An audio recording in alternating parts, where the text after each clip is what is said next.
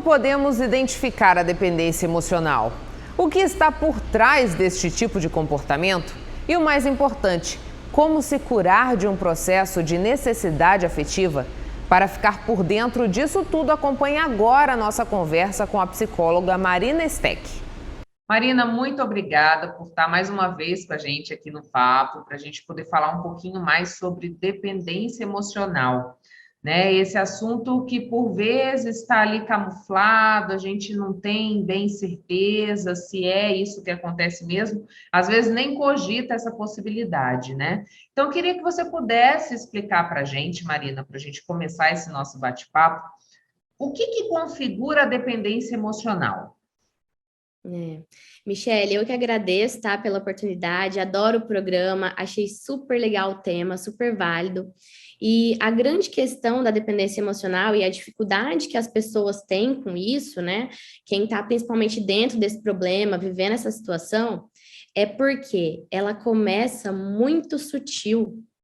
Ela vai realmente assim no passo a passo, sabe? Primeiro, a pessoa começa ali a se anular. Eu acho que é o mais comum, né? Então, ela começa a fazer as coisas sempre em prol do companheiro ou da companheira, em prol daquela outra pessoa.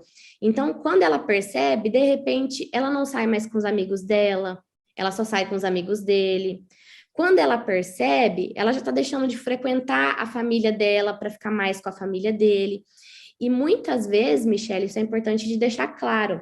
Muitas vezes, o companheiro ou a companheira, eles nem chegam a pedir isso. Muitas vezes, nem tem a chantagem emocional. Às vezes, sim, tá? Nada é uma regra. Mas existem muitos casos que a própria pessoa vai se afundando nesse comportamento, sem perceber. Então, o primeiro ponto é ela realmente ir se anulando, né? E a partir disso, ela acaba se sentindo dependente no sentido literal da palavra mesmo. Por exemplo, é muito comum um dependente emocional desenvolver alguma comorbidade ali com esse problema, tipo uma depressão, ou o mais comum até, um transtorno de ansiedade, porque essa pessoa começa a se sentir muito ansiosa por fazer as coisas sozinha. Então, coisas que muitas vezes ela fazia com tranquilidade antes, mas por estar entrando nessa atmosfera, nesse relacionamento, né, e se tornando um dependente emocional, ela não consegue mais fazer coisas básicas, tipo um mercado sozinha, ir até a esquina, comprar um pão na padaria, coisas muito, muito básicas. Ela tem aqueles sintomas de crise de ansiedade mesmo, por não estar do lado daquela pessoa, né? Então, se o companheiro viaja, poxa, passa mal, não consegue dormir, passa a noite em claro, porque tem a dependência, a necessidade literal daquela pessoa, né? E, Muitas Marina, vezes. isso acontece, desculpa, mas isso acontece somente em relacionamentos amorosos, ou isso pode se estender para outras relações, mãe-filho ou pai-filho, relações de amizade ou com outros entes familiares? Como que é isso? Pode, total, total. Quando a gente fala de relacionamento, a dependência emocional, vários problemas de relacionamento, vamos dizer assim, que eles são mais alarmantes nos amorosos. Vamos dizer assim, que é o que aparece mais, tem maior incidência, né? Por isso que a gente acaba falando muito disso. Mas quando a gente fala de relacionamento, relacionamento está em tudo na nossa vida. Relacionamento liga a todas as áreas. Liga a área amorosa, familiar, profissional, tá em tudo. Então, essa dependência, ela pode realmente aparecer em todas as outras atmosferas da vida dessa pessoa. Um exemplo mais comum, Michele, que as pessoas podem se identificar, né, que estiverem assistindo, a gente vê muito, muito por aí, é a questão da mãe e do filho.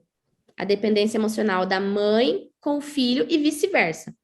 Hoje em dia, a gente vê muito essa questão da mãe, né? Então, assim, o filho começa a querer casar, querer sair de casa, e quando você vê, de repente, essa mãe tá morando com esse filho ainda, tá dependendo desse filho, não, fica comigo, fica comigo. Isso acontece muito quando a mãe por algum motivo, ela separou desse pai, ou o pai desse filho abandonou, sabe? Algo mais nesse sentido. E essa mulher acaba se tornando dependente do filho ou da filha. Então, isso é muito comum de acontecer também. Numa relação de trabalho pode acontecer, funcionário com o chefe, um funcionário com outro colega de trabalho, nas amizades. Então, é bem o que você falou. E Marina, a gente está falando aí de outros processos que acabam sendo desencadeados por conta dessa dependência emocional, como a depressão, o transtorno de ansiedade que você citou para a gente. Mas o que é que desencadeia esse processo de dependência? Né? Uma vez presente, ele sempre vai estar presente na minha vida, ou em determinado momento eu posso desenvolver essa dependência? Michele, os dois, tá? Os dois. Cada história é uma história única, né? E muitos desses problemas emocionais que nós temos, né? A gente se inclui também, as pessoas têm, eles vêm muito, muito, na maior parte das vezes, da criação ou da vivência de vida dessa pessoa. Por que vivência de vida? Porque conforme a gente vai vivendo as coisas, você concorda que a gente vai interpretando as situações que acontecem com a gente aos nossos olhos? Então, dessa forma, a gente pode também ir formulando crenças sobre nós. O que é crença, gente? É o que você acredita, simplificando muito, né? São ideias fixas, rígidas, que você vai internalizando sobre o que você acredita. E todos nós fazemos isso. Às vezes a gente não tem conhecimento das nossas crenças, mas elas estão lá, enraizadas. Então, é o que a gente pensa da gente, da nossa relação com os outros, do mundo, de certa forma, e do futuro. Então, são crenças. Então, essa pessoa, ela pode ter pego alguma consequência nesse sentido da parte da criação dela. Então, histórias como abandono de pai, mãe, até abuso sexual, muitas vezes, abuso verbal, emocional, coisas que aquela criança não soube digerir, ela não soube lidar.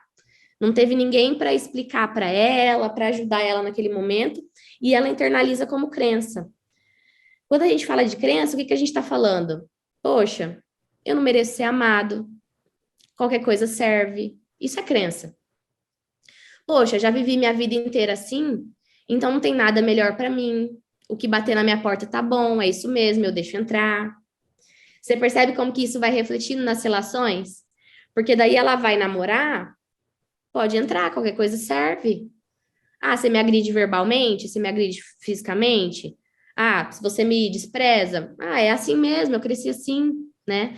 Aí ela vai para um trabalho, o chefe abusivo, às vezes, que é muito comum hoje em dia, infelizmente, né? Poxa, é assim mesmo, tô acostumada já. É assim que funcionam as coisas. Então, é sobre isso as crenças, sabe? Então, respondendo melhor essa pergunta.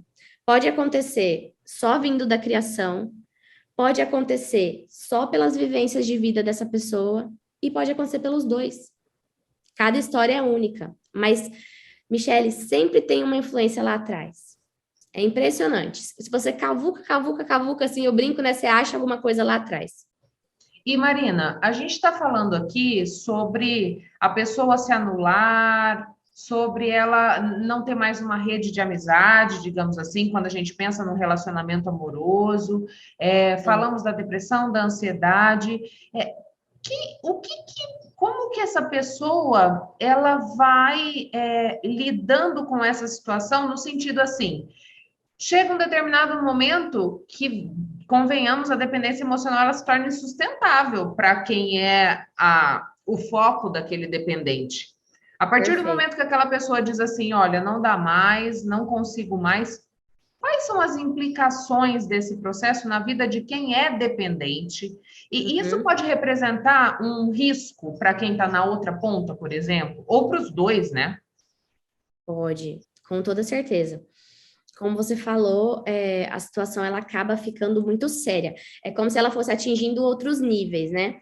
Então, é importante de falar, assim, é uma coisa que às vezes as pessoas até se chocam, né? Quando a gente fala das consequências, mas eu acho que é muito importante de falar, que começa com uma coisa sutil, pode acarretar, como a gente já falou, problemas de saúde mental, doenças mesmo, até consequências mais graves, como a solidão completa dessa pessoa. Então, vamos imaginar, ela fica sem rede de apoio nenhum.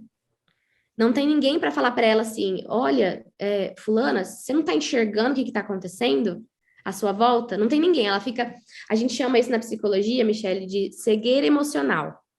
ela entra num estado de cegueira emocional, e é real, é tipo assim, é uma distorção da realidade muito grande. Então, vamos dizer assim, que ela fica ilhada naquilo. Agora, você pensa comigo, o tempo vai passando, essa pessoa não vê saída, ela começa a não ver saída. E o que acontece com qualquer pessoa, tá? Eu nos incluo nisso, qualquer pessoa pode passar por isso. Quando você começa a perder sentido na vida e não ver saída, não ter caminho, não ter para onde ir, suicídio. Suicídio. Tem pessoas que chegam a esse ponto, né? Dentro de um relacionamento aí, dessa questão da dependência emocional. Outra coisa que você falou do companheiro, né? Da outra ponta. Isso a gente está falando da autolesão, né? Com ela mesma. Feminicídio realmente matar o companheiro, né? Às vezes acontece, a pessoa entra em surto, né? Então comete um homicídio, feminicídio, suicídio. Então, assim, olha as consequências que isso pode chegar, né? Porque, Michele, olha só, imagina a situação. 4 paredes, você tem um dependente emocional. A outra pessoa, consequentemente, acaba virando um codependente emocional. Ou seja, a outra pessoa se alimenta daquilo e promove aquilo, instiga aquilo. Então, você percebe que os dois vão acabar se afundando numa consequência muito grave, uma hora ou outra, né? E a rede de apoio é muito importante. Se essa pessoa ou os dois ficam sem essa rede de apoio, é muito complicado, por conta Marina, dessas consequências.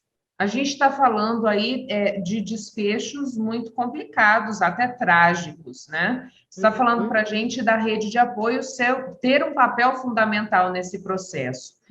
Percebi que existe alguém próximo a mim, dentro da minha família, que é um dependente emocional.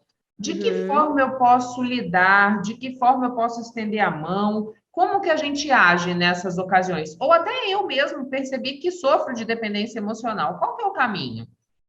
Perfeito. Primeiramente, quando você percebe no outro, né? Às vezes, poxa, é a sua filha que tá num casamento assim, num relacionamento assim. Às vezes é o seu irmão, a sua irmã, uma amiga sua. Gente, primeira coisa que eu sempre falo, e isso é uma postura que nós psicólogos passamos muito para as pessoas, porque é como se nós fôssemos uma figura neutra. E nesse sentido, você não vai ser o psicólogo dessa pessoa, essa pessoa precisa de ajuda profissional. Mas no momento que você vai conversar com ela, você precisa ser essa figura neutra para ela, onde ela pode se apoiar. Então, jamais julgar, jamais dizer, você tá louca, sai desse relacionamento agora, como que você não saiu ainda? Pelo amor de Deus, você não tá percebendo, jamais, porque, gente, é real, a pessoa não está percebendo mesmo, é real aquilo, sabe? Então, isso é a última coisa que você deve fazer. Escuta, acolhe, fala, tô aqui, se abre, não vou te julgar, não vai sair daqui, você tá contando só para mim, e vamos ver a melhor forma da gente se ajudar, de eu poder te ajudar, né? E aí é sempre importante, depois de você fazer toda a escuta, às vezes essa pessoa sofre muito das crises de ansiedade, como eu falei, né? Até lá no meu Instagram eu gosto muito de deixar uns posts com passo a passo. Primeiro você faz isso, depois você segura na mão da pessoa, depois você ajuda ela a respirar. Então, depois que você fez todo esse acolhimento, você vira para ela e fala: então tá bom, então agora é hora de você buscar uma ajuda profissional. Você está percebendo o quanto de prejuízo isso está trazendo para sua vida? Michele, enquanto a pessoa não perceber que tem prejuízo, ela não faz nada. A rede de apoio está ali para mostrar, para pontuar. Cara, você viu o que aconteceu aquele dia? Você viu aquele dia que você não conseguiu sair de casa? Você viu aquele dia que você não conseguiu ir na faculdade? Você não conseguiu ir trabalhar? Você viu o dia que você ficou, como que você ficou? Sabe assim? E apontando os prejuízos para ela abrir a mente. E a partir desse momento, ó, quer que eu marco para você? Eu te ajudo? Quer que eu vou com você? É desse tipo de apoio que a gente está falando. Agora você se percebe como dependente emocional. Putz, complicado, né? Primeira coisa, aceita.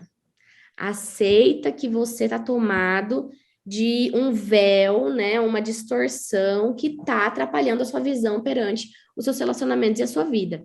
Aceita que você não está mais no controle disso e você precisa de uma ajuda, né? E que enquanto você não buscar essa ajuda, a coisa vai atingindo níveis mais graves. Aceita isso primeiro. Então, Michele, duas coisas muito eficazes para essa questão. Terapia individual, né, com o psicólogo da sua confiança. Tem plano de saúde, vai no plano de saúde. Tem clínica escola aqui em Cuiabá, né, a gente sabe. Univag, Unic, dá o jeito, arranja um psicólogo que você goste dele, que você confie e vá. Grupo de apoio, terapia em grupo. Muito importante. É assim, é precioso a experiência que a pessoa tem na terapia em grupo. Porque a pessoa que está dentro do problema, Michele, ela acha que o problema dela é o mais difícil do mundo. E realmente é muito difícil. Mas quando você entra numa terapia em grupo, né, num grupo desses tipo AA e tal, esses grupos de apoio, você começa a escutar outras pessoas e perceber que tem gente que está passando por uma dificuldade, às vezes, até maior que a sua. Onde você vai poder obter apoio e trocar uma figurinha, por que não? De como melhorar, de como agir, né? Então, isso é muito precioso. A gente estava até conversando, né, nos bastidores sobre essa questão do grupo de apoio para as mulheres que amam demais, né, o MADA. Então, a gente foi até olhar, eles têm um site, né, Michele, muito legal, onde as pessoas podem entrar lá, procurar saber pela região. Se não tiver na sua região as reuniões presenciais, você busca uma reunião online lá com eles. Enfim, entre em contato e vai buscar essa ajuda, né? O que não pode deixar acontecer é ficar na cegueira emocional e na postura de negação, esperando essa situação se alastrar aí por quanto mais tempo, né? Então, isso é muito importante. Marina, você falou para a gente das mulheres que amam demais, da predominância dessa dependência emocional nos relacionamentos amorosos. Isso é mais presente nas mulheres ou os homens também sofrem da dependência? Há um equilíbrio ou acaba pendendo mais para o feminino mesmo? Não há equilíbrio, não há esse equilíbrio. Não digo que os homens não sofram, tem sim, com certeza tem. Mas quando a gente vai para as estatísticas, para os dados, para as questões mais assertivas, a gente vê nitidamente que as mulheres amam demais, muito mais que os homens, sofrem muito mais de dependência emocional e de todas essas questões. Ah, Marina, por quê? Eu penso que as mulheres realmente elas são mais emotivas, tá? Isso é do nosso funcionamento, a gente tem que aceitar isso, né, para poder lidar da melhor forma com isso. Mas tem essa questão emocional, tem o nosso lado menos racional. A mulher tem uma coisa que é até assim benevolente, nossa, né, de querer ajudar, de querer consertar as coisas, sabe? Colocar as pecinhas no lugar. Então a mulher sempre acha que ela vai mudar o outro, que ela tem poder de mudar o outro, que vai dar tudo certo, né? Aquela idealização que a gente sim faz. Muito mais que os homens, mas os homens também sofrem. É só essa porcentagem que realmente pende mais sim para as mulheres. Marina, muito obrigada pela participação aqui no papo. Deixo o espaço aberto agora, caso você queira fazer mais alguma consideração. Imagina, eu que agradeço. E eu queria muito, assim, deixar uma reflexão final para as pessoas pensarem, né? Porque, às vezes, as pessoas têm a crença, né? Vamos lá, eu de novo falando de crença, terapeuta cognitiva, é assim mesmo. A crença de que quanto mais amor, melhor, e não importa o resto, né? O que importa é o amor. Mas o que eu quero deixar muito claro aqui para as pessoas é que tudo em excesso faz mal, Michele. Até o amor em excesso faz mal. Então, mulheres que amam demais, homens que amam demais e amam de menos, né? Eles próprios, é claro que isso não vai ser saudável. Então, até o amor demais faz mal. Eu acho que tudo na vida tem que ser equilíbrio, né? A gente tem que prezar por isso e pela nossa saúde mental. Só assim a gente vai conseguir viver relações saudáveis. Não saia daí, a gente volta daqui a pouco.